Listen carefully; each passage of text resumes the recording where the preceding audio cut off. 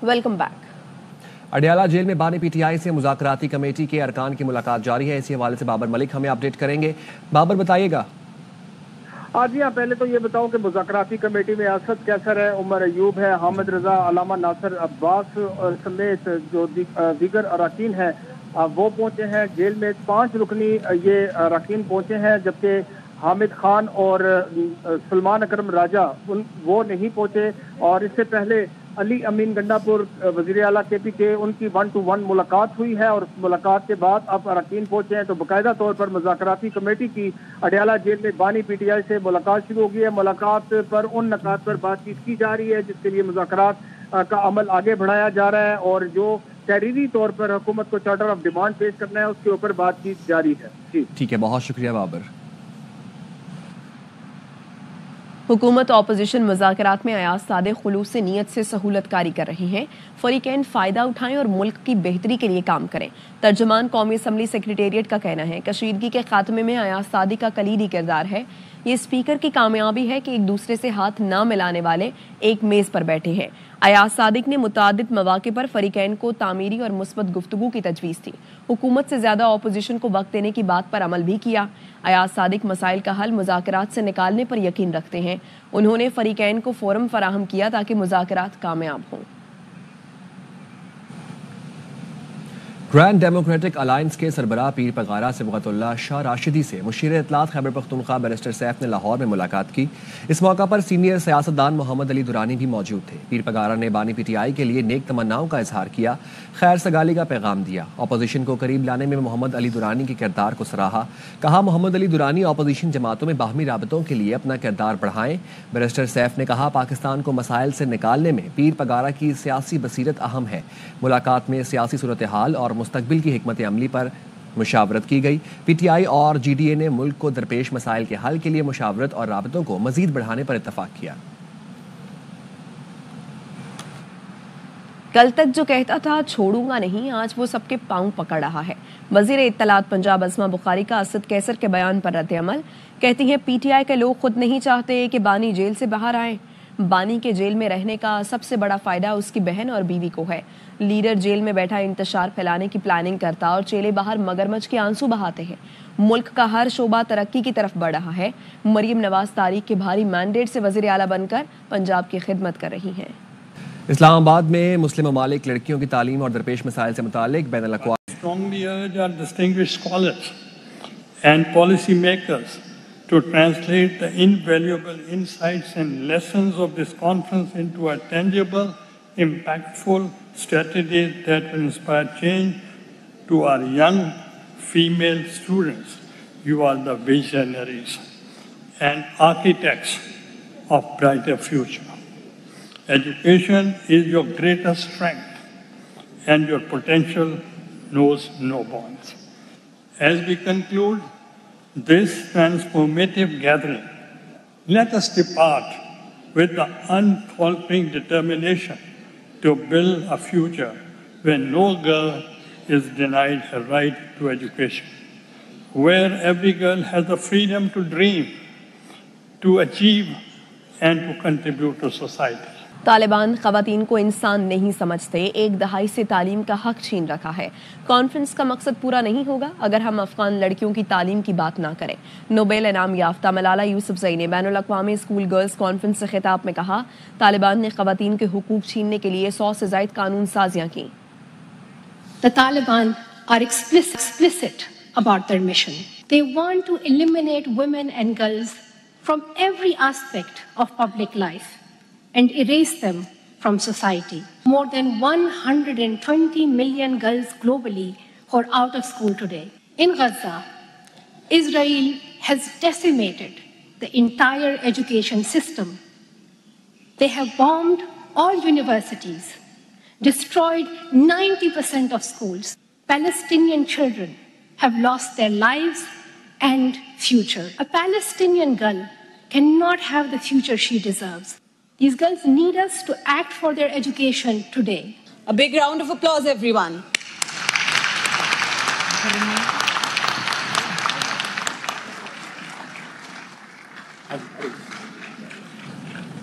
ضلع کرم میں قیام امن کے لیے اپیکس کمیٹی نے فیصلوں پر عمل درآمد کی تیاریاں مکمل کر لی گئیں۔ کارخلے اور بالشخیل میں امن کمیٹی کے فیصلے کے مطابق بنکرز مسمار کیے جائیں گے۔ بنکرز خاتمے کے وقت ایکسین بھی موجود ہوں گے۔ کرم میں ادویات کی ترسیل کا سلسلہ جاری ہے۔ مشیر صحت کے پی احتشام علی کہتے ہیں موسم میں شدت کی وجہ سے ادویات کی کھپت زیادہ ہو گئی ہے۔ بچوں کی بیماریوں کے علاج کے لیے او پی ڈی میں کافی اضافہ ہوا ہے۔ آج بھی لوئر کرم صدر اسپتال کو 2900 کلو ادویات بھیجی گئی ہیں۔ 15 لاکھ مالیت کی ادویات ہیلی کاپٹر کے ذریعے 2 پروازوں میں پہنچائی گئی ہیں۔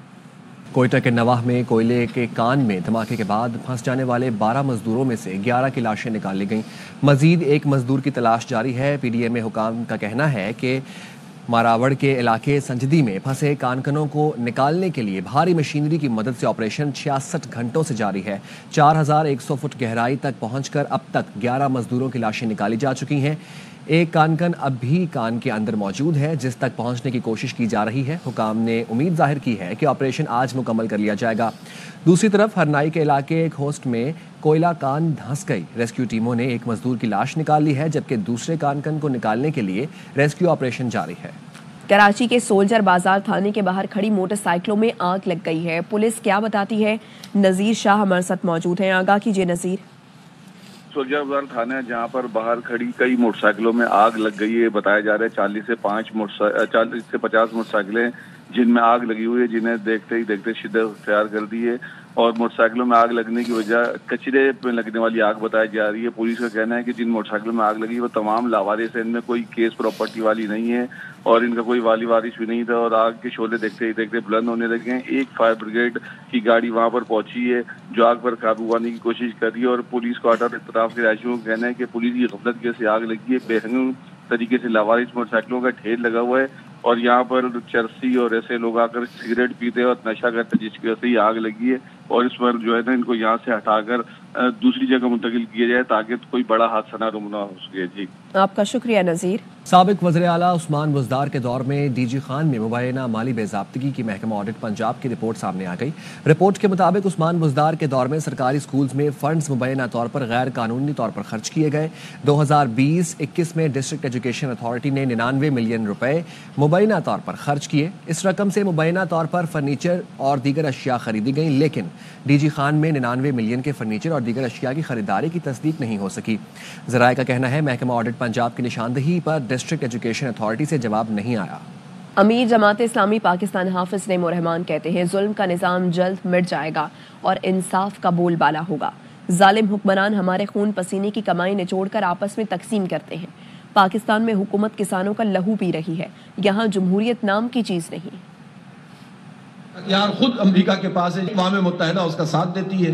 ہم ٹیکنالوجی کے خلاف نہیں ہیں، لیکن انہوں نے دنیا کو جو غلام بنا کر رکھا ہوا ہے اس کے خلاف ہے۔ پوری دنیا کو ڈکٹیٹ کرتا ہے، جمہوریت کا راگ الاپتا ہے۔ اگر جمہوری عمل سے حماس جیت جائے تو حماس کی حکومت نہیں چلنے دیتا۔ انسانیت دشمن امریکہ اور اسرائیل جو اس وقت دہشت گردی کر رہا ہے، ٹرمپ دھمکی دے رہا ہے کہ اگر یرغمالی رہا نہیں ہوئے تو نتائج بھگتنے کے لیے تیار ہو جاؤ۔ کون سے نتیجے کو بھگتنے کے لیے تیار ہونے کی بات کر رہا ہے؟ جمہوریت ہمارے ملک میں موجود ہے، یہ وہ جمہوریت نہیں ہے جو ہونی چاہیے۔ کل پرائم منسٹر نے کہا ہے 2 کروڑ 28 لاکھ بچے، جبکہ یہ جھوٹی فگر ہے۔ 2 کروڑ 75 لاکھ بچے جنہیں اسکول میں ہونا چاہیے وہ اسکول میں نہیں ہے۔ جاگیرداروں پر ٹیکس نہیں لگانے دیں گے، کسان کا لہو پیئیں گے۔ اب کچھ بات کریں گے موسم کے حوالے سے۔ ملک بھر میں سردی پوری شدت کے ساتھ اپنا زور دکھا رہی ہے۔ بالائی علاقوں میں درجہ حرارت نقطہ انجماد سے کئی ڈگری نیچے ہے۔ بلوچستان میں بھی برفیلی ہوائیں خون جما رہی ہیں۔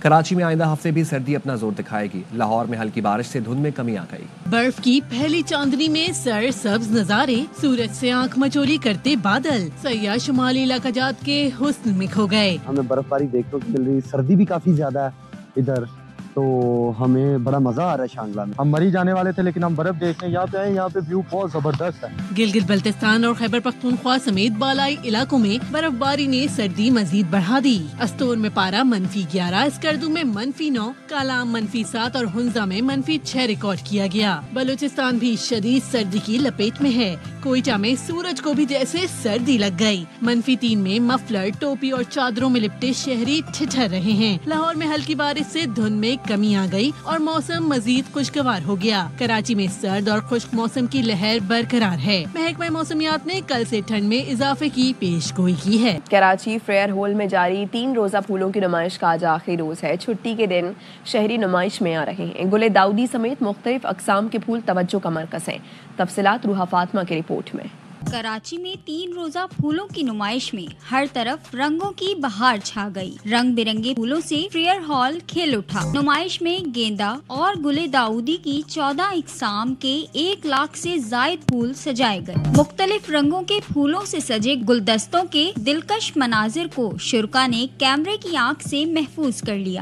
فلاورز ہوتے ہیں ڈفرینٹ قسم کے، تو آپ کا جو اسٹریس ہوتا ہے وہ ریلیز ہو جاتا ہے ان کو دیکھ کے۔ بچوں کو لے کر آئے ہیں کہ ان کی زندگی میں فلاورز کی کیا اہمیت ہے۔ لوگ گھروں میں نہ بیٹھیں، اپنا سنڈے جو ہے باہر آ کے فریش ایئر کے اندر انجوائے کریں، بچے گھروں میں نہ بیٹھیں۔ نمائش میں پھولوں کے ساتھ بچے بھی مہکتے اور چہکتے رہے۔ بہت مزہ آ رہا ہے اور بہت سارے کلرز کے فلاورز ہیں یہاں پر۔ اپنی فیملی کے ساتھ آئی ہوں، صبح سے بہت انجوائے کر رہی ہوں۔ فوٹوز بھی کھینچی، ویڈیوز بھی بنائے۔ یہاں پہ بہت سارے فلاورز ہیں، میرے دل چاہ رہا ہے کہ میں اپنے گھر کو بھی ایسی فلاورز سے بھر دوں۔ اچھے لگ رہے ہیں اور امبریلاز بھی ہیں۔ شرکا نے پھولوں کی نمائش میں بھرپور دلچسپی لی اور اسے سالانہ ایونٹ بنانے کی خواہش کا اظہار بھی کیا۔ رنگوں اور پھولوں کے اس امتزاج کو بکھیر دینا یقیناً قابل تعریف ہے۔ میرا تو موڈ یہاں آ کر فریش ہو گیا ہے۔ آپ بھی انتظار نہ کریں۔ کیمرامین محمد عماد کے ساتھ Ruha Fatima, ARY news Karachi. Chairman P C B Mohsin Naqvi اور ICC وفد نے چیمپئنز ٹرافی کے انتظامات کا جائزہ لینے کے لیے لاہور کے قذافی اسٹیڈیم کا الگ الگ دورہ کیا۔ چیئرمین پی سی بی نے مقررہ وقت میں تمام کام مکمل کرنے کی ہدایت کی۔ شہزاد ملک کی رپورٹ دیکھیے۔ کرکٹ بورڈ محسن نقوی نے قذافی اسٹیڈیم کا اچانک دورہ کیا اور تعمیراتی کاموں پر پیش رفت کا جائزہ لیا۔ چیئرمین پی سی بی نے فنشنگ ورک اور ڈرینیج ورک کو مقررہ مدت میں مکمل کرنے کی ہدایت کی۔ محسن نقوی نے کہا کہ شائقین کرکٹ کے لیے نئی کرسیاں اور نئی LED لائٹس لگائی جا رہی ہیں۔ شائقین میچ کے ساتھ لیزر لائٹ شو سے بھی محظوظ ہو سکیں گے۔ دوسری جانب ICC وفد نے بھی انتظامات کا جائزہ لینے کے لیے قذافی اسٹیڈیم کا دورہ کیا۔ ICC وفد میں ایونٹس، براڈ کاسٹرز، لاجسٹک کے نمائندگان بھی شامل تھے۔ ICC وفد نے تعمیراتی کام کے ساتھ ساتھ میڈیا اور براڈ کاسٹرز کے لیے سہولیات اور انتظامات کا بھی جائزہ لیا۔ شہزاد ملک، ARY news, Lahore. Champions trophy کے لیے ابتدائی اسکواڈ جمع کرانے کا آج آخری روز۔ 11 فروری کے بعد ٹیم میں تبدیلی کے لیے ICC ٹیکنیکل کمیٹی سے اجازت لینا ہوگی۔ نیوزی لینڈ اور بنگلہ دیش نے اسکواڈ کا اعلان کر دیا۔ مچل سینٹر کیوبیز کی قیادت کریں گے۔ بنگلہ دیشی آل راؤنڈر شاکب الحسن کو ٹیم میں شامل نہیں کیا گیا۔ ذرائع کا کہنا ہے قومی اسکواڈ کے اعلان کے لیے سائم ایوب کی فٹنس کا انتظار کیا جائے گا۔ چیمپئنز ٹرافی سے پہلے بھارتی ٹیم کو بڑا دھچکا۔ جسپریت بمراہ کی ایونٹ میں شرکت مشکوک ہو گئی۔ بھارتی میڈیا کا کہنا ہے فاسٹ بالر کی کمر میں سوجن ہے۔ سڈنی ٹیسٹ میں انجری کا شکار ہوئے تھے۔ بمراہ انگلینڈ کے خلاف T20 سیریز سے بھی باہر ہو گئے۔ سٹار کھلاڑی آئیں گے۔ پاکستان سپر لیگ میں رنگ جمائیں گے۔ میگا ایونٹ کی پلیٹینیم کیٹیگری کی فہرست جاری کر دی گئی۔ ڈیوڈ وارنر، جیسن رائے، کین ولیمسن، ٹم ساؤتھی اور دیگر 40 بڑے کرکٹرز کے نام شامل ہیں۔ HBL PSL سیزن 10 کی ڈرافٹنگ تقریب کل لاہور میں ہوگی۔ شہر و فیروز کے کچے کے علاقے پپری تھانے سے 4 مقدمات میں ملوث ملزم تھانے سے فرار ہو گیا۔ بات کریں گے اسی حوالے سے منور حسین سے۔ جی بتائیے گا۔ آپ کو اپڈیٹ کر رہے ہیں۔ نوشہر و فیروز کے کچے کے علاقے پپری تھانے سے 4 مقدمات میں ملوث ملزم تھانے سے فرار ہو گیا۔ پولیس کا کہنا ہے ملزم چوری کے مقدمے میں جسمانی ریمانڈ پر تھا۔ ملزم کی گرفتاری کے لیے ٹیمیں تشکیل دے دی گئی ہیں۔ سیالکوٹ لیے جا رہے ہیں وزیر دفاع خواجہ آصف تقریب سے خطاب کر رہے ہیں۔ پنجاب گورنمنٹ کی مدد درکار ہوگی، میں نیازی صاحب کو کہوں گا کہ مجھے گائیڈ کریں تاکہ میں اس حساب سے پھر پنجاب گورنمنٹ کو جو ہے نا میں اپروچ کر سکوں۔ ایک اور مسئلہ جو ہے میں اور نقوی صاحب نے ڈسکس کیا ہوا ہے، میں یہاں پہ ان سے آپ سب کے سامنے درخواست کرنا چاہوں گا کہ سیالکوٹ پنڈی موٹر وے جو ہے اس کا اہتمام جو ہے وہ شروع ہو گیا ہوا ہے، اور پہلے فیز میں اس کا موٹر وے کا جو کنسٹرکشن ہے وہ FW کرے گا۔ یہ معاملہ جو ہے وہ کٹائی میں پڑ گیا ہوا تھا لیکن وہ ریوائیو ہوا ہے، اور وہ موٹر وے کھاڑیاں تک جو ہے FW مکمل کرے گا، اور وہ منصوبہ 1.5 سال میں انشاءاللہ تعالیٰ مکمل ہو جائے گا۔ زمین اس کی ایکوائر ہو گئی ہوئی ہے۔ میری درخواست ہے نقوی صاحب سے کہ وہ اس کا انیشیٹو لیں. میں بھی ان کے ساتھ ہوں. پرائم منسٹر صاحب سے اور وزیر اعلیٰ پنجاب صاحبہ سے, انہوں نے پرسوں یہاں بھی آنا بھی ہے, میرے منگل کو آنا ہے, یہ بدھ کو آنا ہے.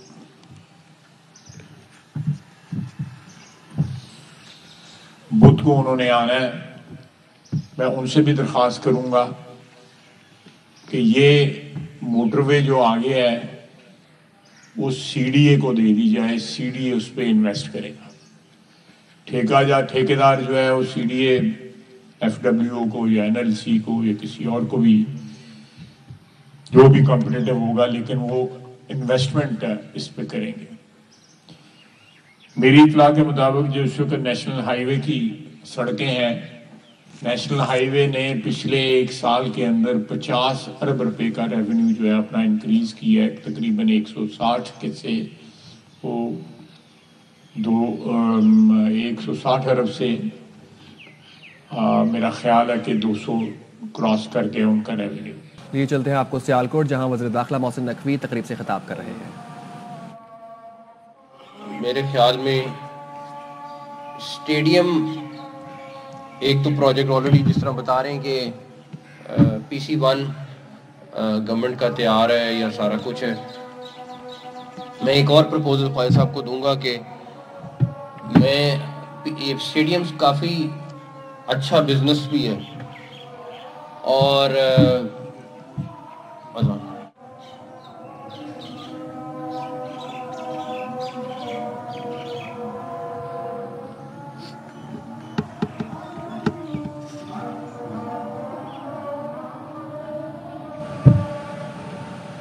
سیالکوٹ میں محسن نقوی جو کہ تقریب سے خطاب کر رہے ہیں, اور اس سے پہلے وزیر دفاع خواجہ آصف یہاں پر موجود تھے اور وہ بھی تقریب سے خطاب کر رہے تھے. ان کی جانب سے کہا گیا کہ سڑکوں اور موٹر ویز کی تعمیر کے لیے نجی شعبے کو آگے لے کر جانا چاہیے. سیالکوٹ کے شہریوں کو بنیادی سہولیات فراہم کی جائیں گی اور سیالکوٹ میرا شہر ہے, اس کے مسائل حل کرنا میری ذمہ داری ہے, یہ کہنا تھا خواجہ آصف کا. اور اس وقت سیالکوٹ میں محسن نقوی جو کہ تقریب سے خطاب کر رہے ہیں.